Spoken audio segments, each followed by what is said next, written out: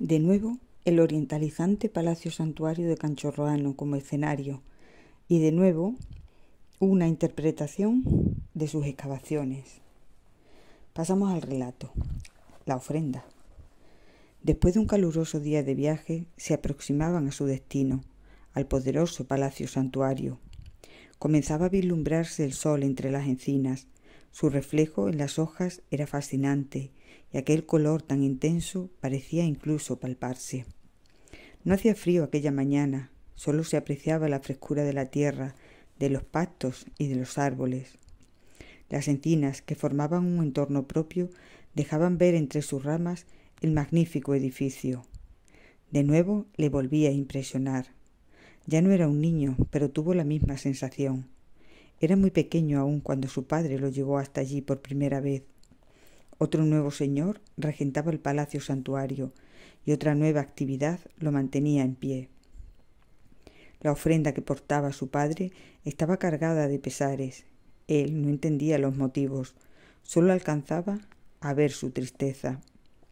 Por encima de todo, apreciaba la fuerza, la atracción del lugar, y después de tantos años volvía a suceder lo mismo. Pero en esta ocasión su ofrenda se hallaba envuelta en felicidad. Después de 2 hijos varones, la naturaleza le había enviado una preciosa niña. Por ello, deseaba cumplir con creces los deberes que tenía pendientes con su señor. Nadie habría llevado un presente igual. Quería ser el único, el más fiel cumplidor. Portaba una pequeña escultura de bronce que representaba la imagen de un caballo. Había pertenecido a su padre, a un gran hombre al que todos admiraron. Por ello, además del valor material, que no era poco, la pequeña escultura guardaba muchos sentimientos para él y para toda su familia. La representación tenía un pequeño defecto. El artesano que la realizó no debía tener muchos conocimientos sobre caballos, porque la colocación de las patas de la escultura no se correspondía con la verdadera forma de caminar de estos animales, aunque quizás ese detalle no era otra cosa sino un alarde de belleza y originalidad. Como avanzadilla, había llegado al lugar un grupo de hombres que fue enviado para anunciar las intenciones de la comitiva visitante, con el fin de que todo estuviera preparado y la ceremonia resultara un éxito. Poco después, ellos se aproximaban al lugar. Procedían del sur y venían cansados porque la impaciencia les empujaba a continuar su camino y les impedía detenerse. Muy próximo, majestuoso, aguardaba el edificio. A su derecha, amparado por el silencio de la mañana, se oía el agua del arroyo que se deslizaba muy despacio como si quisiera pasar desapercibida, renunciando a un protagonismo que no le pertenecía. Antes de acercarse, dejaron los caballos en las cuadras, ubicadas junto al río, frente a un lateral del edificio. También él y sus 2 acompañantes fueron atendidos por varios sirvientes. Una vez resueltos todos estos prolegómenos, se dirigió hacia el Palacio Santuario. Llevaba el caballito de bronce en la mano, apoyado sobre su seno. Caminaba despacio, como si quisiera recrearse y disfrutar del escaso tiempo que le quedaba para estar con él. En pie, de espaldas al río, ante la puerta principal y entre los 2 torreones que se adelantaban en sentido de acogida, esperaba que lo recibiesen. La ansiedad le hacía permanecer inmóvil. Estaba inquieto, ansioso por entregar su pequeño tesoro. Al fin, las puertas se abrieron y un sirviente lo condujo hasta el interior. Allí, en el patio, cuidadosamente enlosado con placas de pizarra, debían esperar al gran sacerdote que oficiaría la ceremonia. Junto a un pozo abierto en medio del patio, se recreaba observando detenidamente las grandes paredes que irradiaban el intenso color rojizo de sus adobes. Él hubiera querido estar dentro, cruzar aquella puerta que se alzaba sobre varios peldaños y mirar en su interior. Deseaba descubrir lo mucho que ocultaban esos muros callados y altaneros. Después de unos instantes que se hicieron interminables para él, apareció el sacerdote. Descendió con dificultad por las reducidas escaleras hasta el patio. El paso de los años había dejado huella y sus movimientos resultaban torpes y lentos. La indumentaria que portaba era de una calidad excepcional, ricas telas y aderezos propios de un rey. Un gesto casi inapreciable de su cabeza fue el único saludo que obtuvieron de él. Todos los allí presentes sintieron que estaban ante el mismo Dios, ante una divinidad que, como tal, parecía no sorprenderse con un presente de aquellas características. Los sacerdotes que lo acompañaban sí se detuvieron y admiraron con asombro la figura del caballo.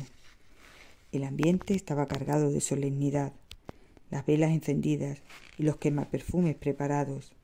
La comitiva comenzó a caminar lentamente, la encabezada el gran sacerdote y detrás, uno a uno, el resto de los participantes. Siguieron el estrecho pasillo que limitaba exteriormente el edificio. En el sector norte, varias habitaciones miraban hacia él. Las puertas entreabiertas dejaban ver los tesoros que cobijaban, magníficos braserillos de bronce, poderosas armas e inmejorables arneses de caballo, todos para el más benefactor de los dioses. En una de aquellas pequeñas estancias tendrían que haber depositado el suyo, su particular ofrenda, pero según sus indicaciones previas, el cortejo continuó hasta la primera habitación de la zona oeste. La divinidad femenina aguardaba allí los presentes, quizá lujosas cerámicas o diferentes partes de un telar.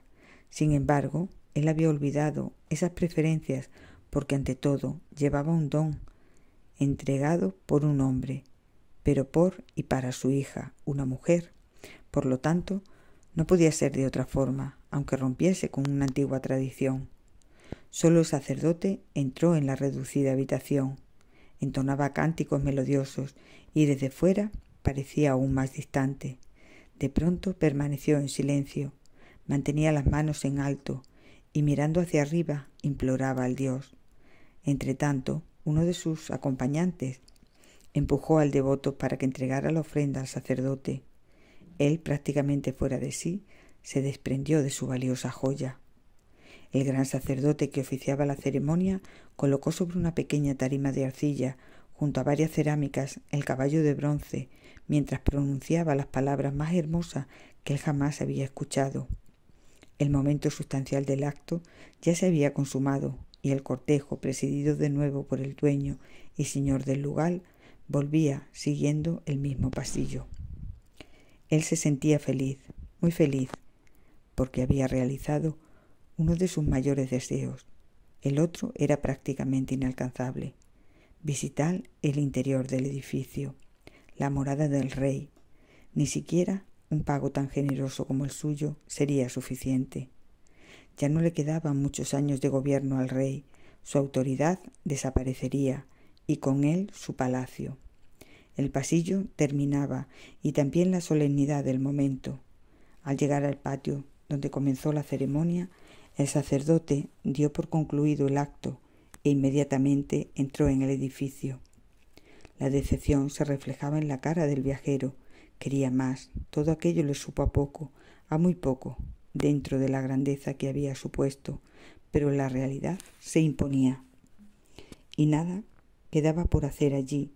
Con pensar, dio la espalda a los muros de la entrada principal y se disponía a partir, cuando los dos ayudantes del sacerdote se aproximaron a él.